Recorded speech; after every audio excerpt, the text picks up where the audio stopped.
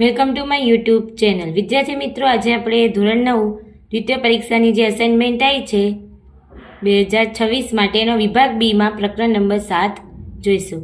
જો શું કીધું છે, સમબાજુ ત્રિકોણ MNO ના બધા જ ખૂણાઓનું માપ શોધો. હવે આપણે ખબર છે સમબાજુ ત્રિકોણ છે એટલે MN, MO અને NO ત્રણેય બાજુ કેવી છે?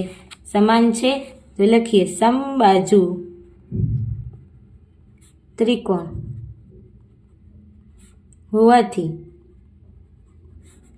MN બરાબર NO બરાબર MO થશે. ત્રણેય બાજુ સમાન.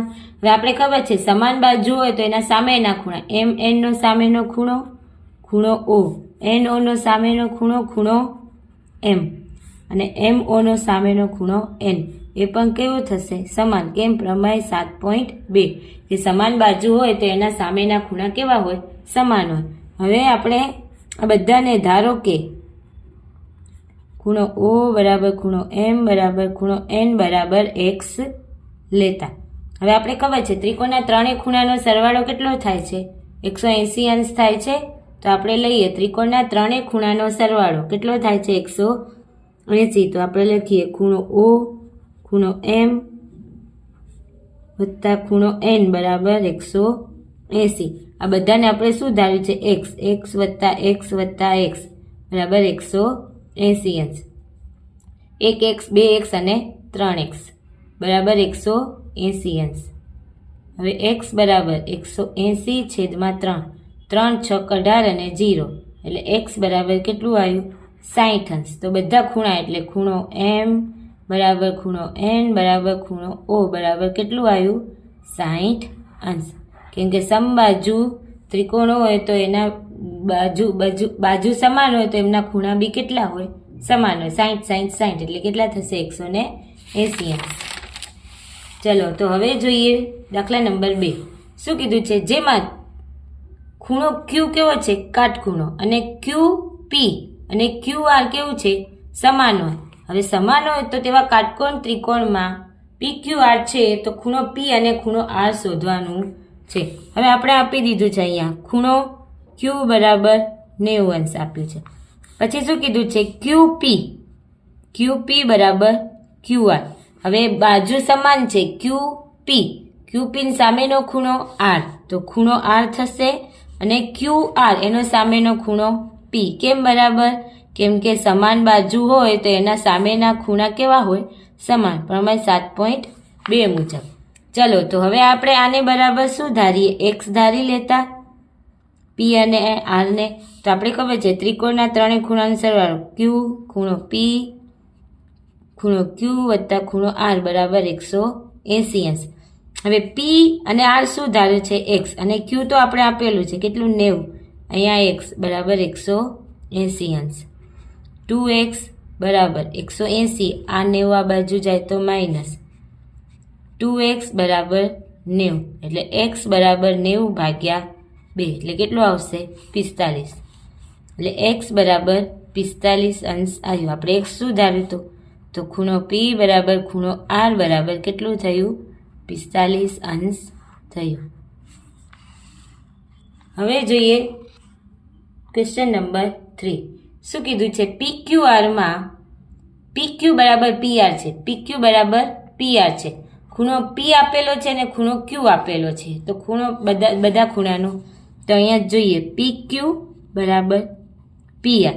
જ્યારે બે આપેલું આના સામેની બાજુ PQ સિવાય ત્રીજું કયું બચ્યું? R. તો એના નીચે ખૂણો R. PR સિવાય શું બચ્યું? Q. તો ખૂણો R બરાબર ખૂણો Q થાય. હવે અહીંયા આપણે બે ખૂણા આપેલા છે ખૂણો P અને ખૂણો Q.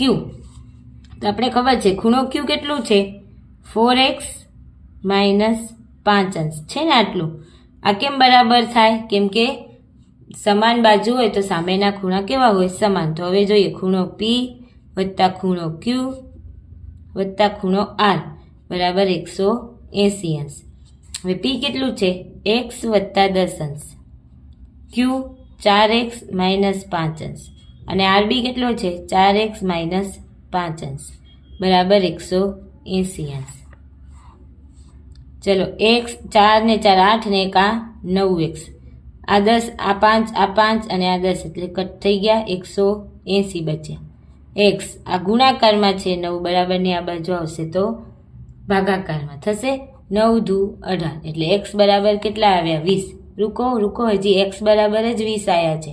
પછી હજી તો ખૂણો p શોધવાનું છે તો x બરાબર 20.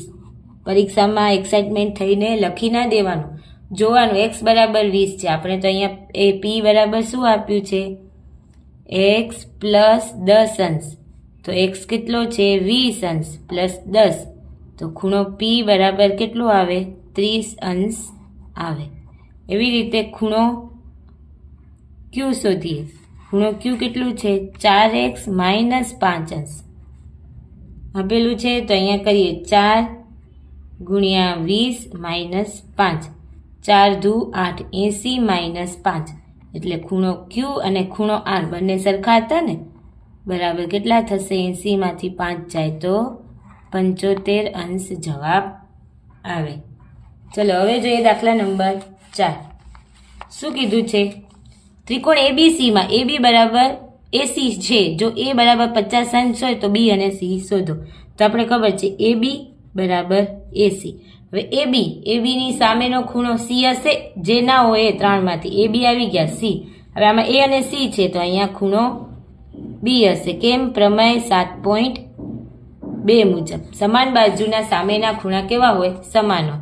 મળી ગયું. હવે આપણે ખબર છે ખૂણો A વત્તા ખૂણો B વત્તા ખૂણો C કેટલું થાય 180 અંશ. ખૂણો A કેટલો આપેલો છે 50. ખૂણો C ની જગ્યાએ ખૂણો B લઈએ. ખૂણો B બરાબર 180 અંશ.